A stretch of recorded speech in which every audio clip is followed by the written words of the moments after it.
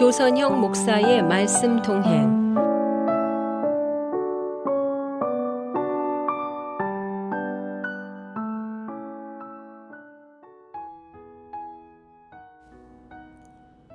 아내가 막내딸과 한국을 방문하느라 집을 비웠던 한 달간 큰딸과 함께 살림을 하면서 지냈습니다. 그리고 아내가 돌아왔을 때 그동안의 살림 소감을 요약해서 이렇게 말했습니다. 당신이 평소 지나가던 말로 했던 말들의 진정한 의미를 이제 알게 되었소. 새로운 의미로 받아들이게 된 아내의 어록 몇 가지를 나눕니다. 사용한 것은 바로바로 제자리에. 살림을 해보니 제 능력으로 집을 깨끗하게 유지한다는 것은 거의 불가능에 가까운 일이었습니다.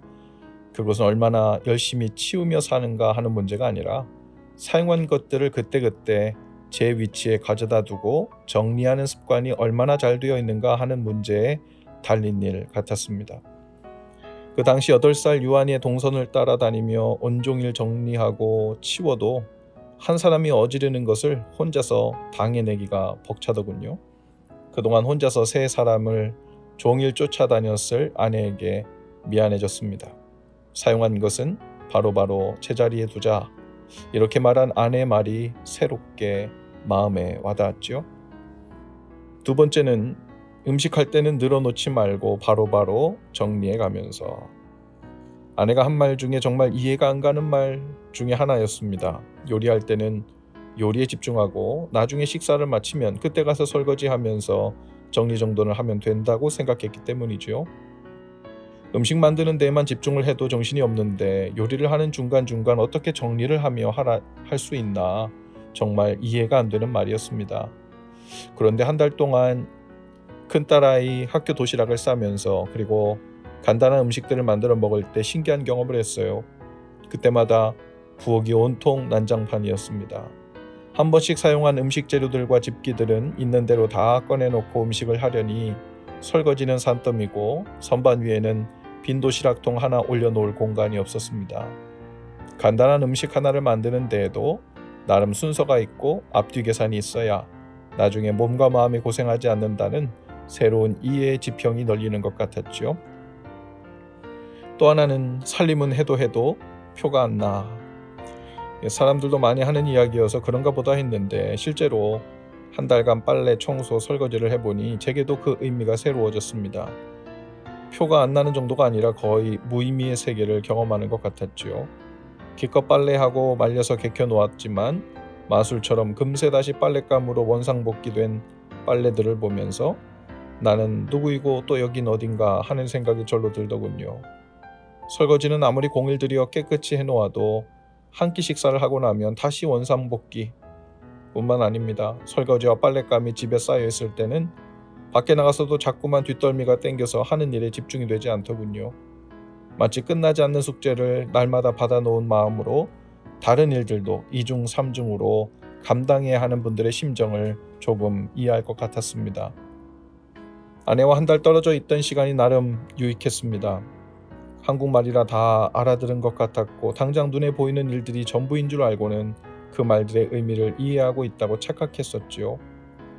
하지만 아직도 제가 온전히 해석해내지 못하고 공감해내지 못한 아내의 말들이 많을 것입니다. 한 달 살림을 해보니 이제 저도 살림 좀 할 줄 알게 되었다기보다는 오히려 섣불리 나도 살림 좀 한다 라고 얘기할 수 없는 수준임을 새삼 깨닫습니다. 바깥일이 풀타임 잡이라면 집안 살림은 풀타임 and half-time job이라고 해야 할 것입니다. 그러니 밖에서 풀타임을 마치고 들어온 사람은 집에와 배우자와 함께 나머지 half-time을 함께 감당해 주는 것이 마땅하겠지요. 아마도 목회를 포함하여 제가 경험하는 모든 일들이 이와 같을 것입니다. 지나가는 말 같은 성도들의 말 한마디에 담겼던 그 진정한 의미도 모른 채 마치 그 사정을 모두 아는 것처럼 대한 적도 많았을 것입니다. 어쩌면 그동안 교회와 저를 위하여 조언해 주었던 분들의 심정도 과연 그 말의 진정한 의미를 얼마나 내가 이해한 채로 대했을까 하는 조심스러운 마음도 듭니다.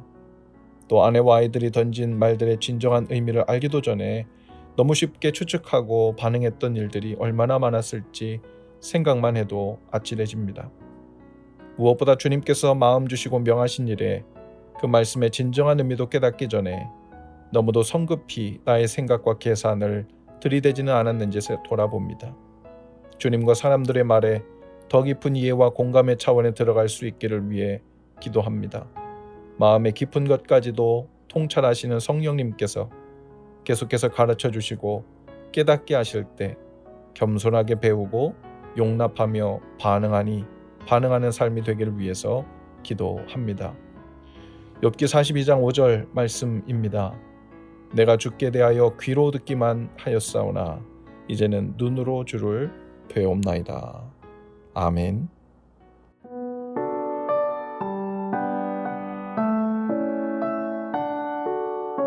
지금까지 시카고 예수사랑교회를 섬기시는 조선영 목사의 말씀 동행이었습니다.